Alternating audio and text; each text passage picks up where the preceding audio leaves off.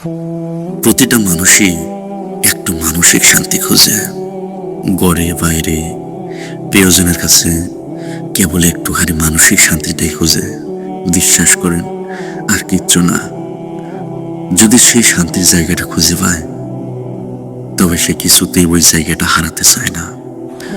শত কিছুর বিনিময়ে হলেও সেটা ধরে রাখতে চায়। মানসিক শান্তির চেয়ে বড় আর কিছু নেই। সারাদিনের ব্যস্ততার শেষে এই মানসিক শান্তিটুকুই খুব দরকার।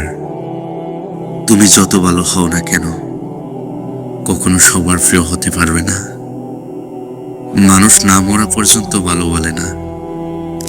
মানুষের কাছে ভালো সাজবার কোনো দরকার নেই। দরকার নেই সামান্য কৃতজ্ঞতা প্রাপ্তির আকাঙ্ক্ষাও। বিশ্বাস করেন, আল্লাহর কাছে আর নিজের কাছে সত্যাকার মধ্যে যে মানসিক শান্তি, তা পৃথিবীর আর কোথাও নেই।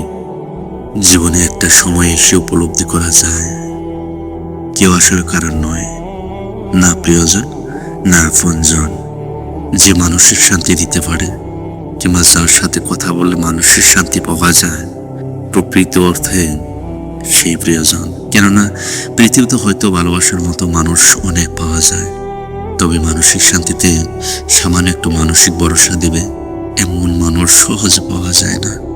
আসলে মনের শান্তি কেউ দিতে পারে না। মনের শান্তি একমাত্র নিজেই মনেই দিতে পারে।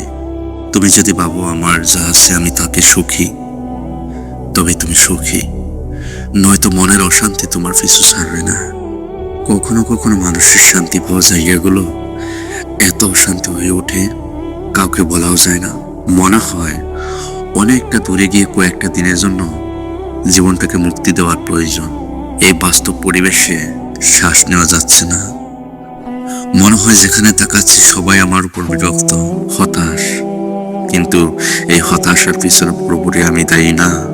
আমার ভাগ্যটা তো আর আমি লিখে নেই। ভাগ্য আমার সাথে এমন করতেছে। আমি কিভাবে মানুষকে বোঝাবো?